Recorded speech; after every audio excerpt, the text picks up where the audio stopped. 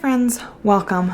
My name is Danielle. I am a new channel here on Planner YouTube. I'm going to be going through my 2022 planner stack with you guys today. But first off, I just want to kind of introduce myself as my channel is new here, and just kind of tell you a little bit about myself going in, and then I'll be going over my 2022 planners.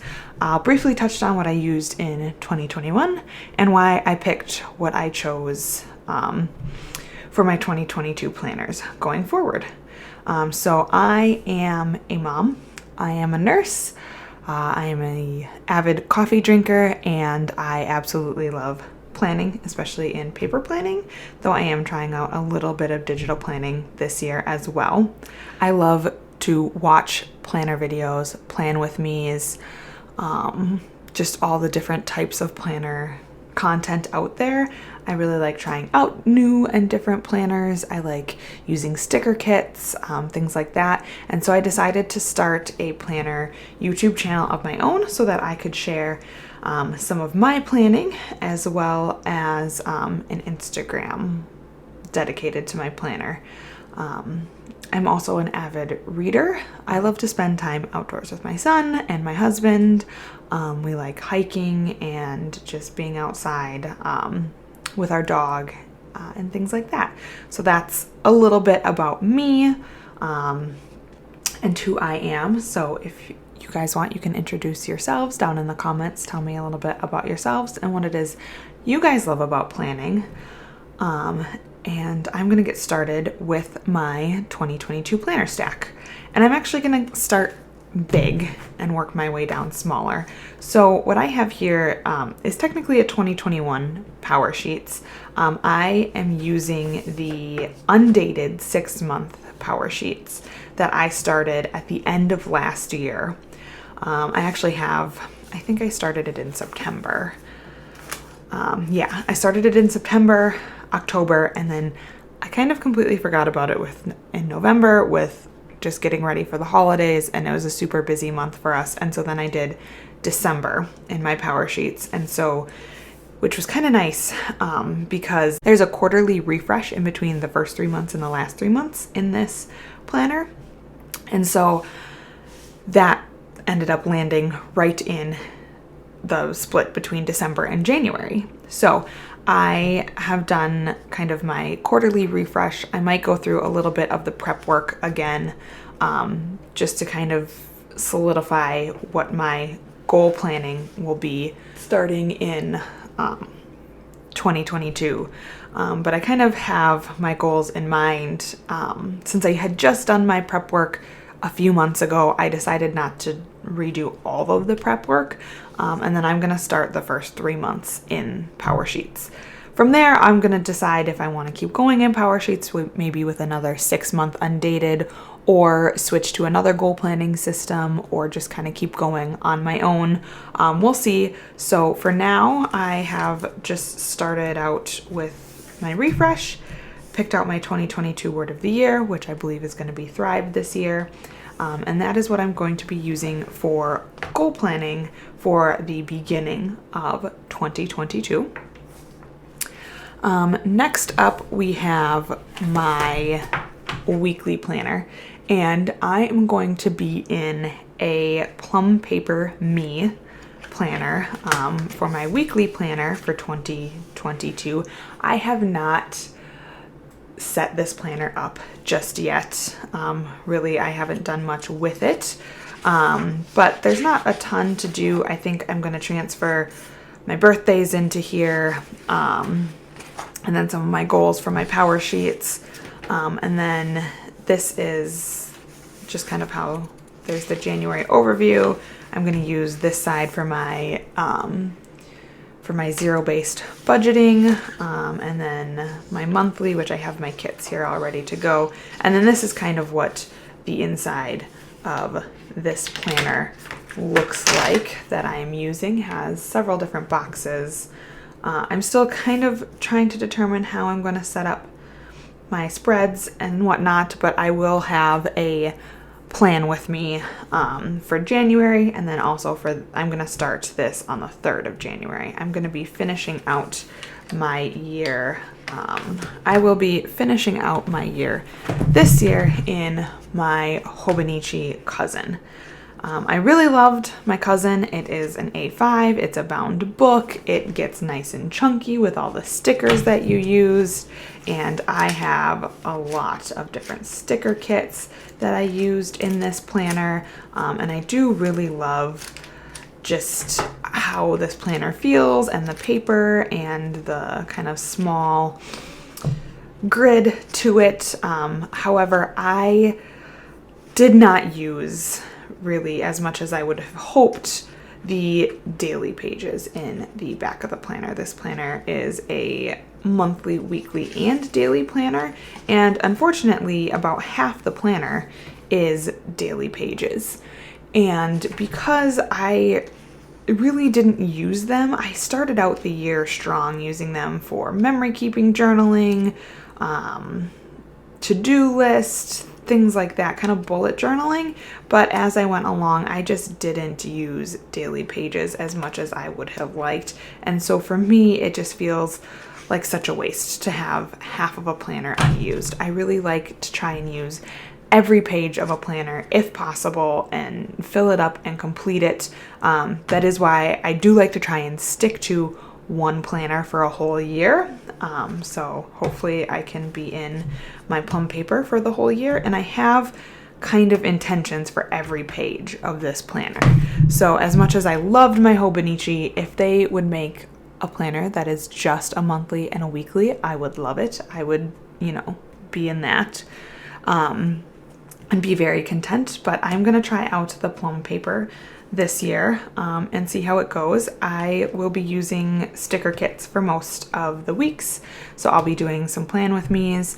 As far as my stickers go, I'm hoping to be able to kind of design my own stickers for this one and kind of play around with that creativity of printing my own stickers and designing them and kind of making them work for me and specifically for this planner. There's a lot of Plum Paper kits out there, and you can use kind of any weekly, I take that back out, any, vertical weekly kit should fit in this. The boxes are, I think, a little narrower than some of the other ones just because there's this extra little row here. But I would like to kind of try and make some customized stickers for this layout specifically. So that's kind of my goal with this weekly planner. And then the other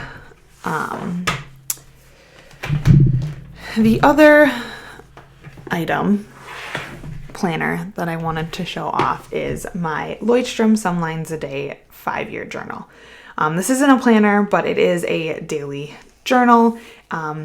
It has basically a section on each day to fill in just a little bit every day for 5 years, and it's the same day kind of repeated. So like we have, December 15th for 5 years in a row. I am actually a little bit behind on this planner. I am needing to do some catch up. I'm hoping next year that I'll be able to keep up with this planner every single day. What I'm finding is happening this year with my Hobonichi is because I do so much memory keeping in my Hobonichi, I end up kind of doubling up on what's in here and what's in here, which is helpful because I'm behind this year, so I can just kind of take out of my Hobonichi, like, what did we do this day, and put it in here. But it kind of ends up being, doubling up on kind of serving the same purpose. So I'm kind of hoping that this will mostly be for my memory keeping, for special things that happened with our family, or even just daily things that happened with our family. And then my Plum Paper being more of my what do we need to get done today, tracking some of my goals, my wellness, things like that. And this will be kind of more of a memory keeping item. And then as far as my day-to-day planning goes, I realized last year that daily planning isn't quite for me.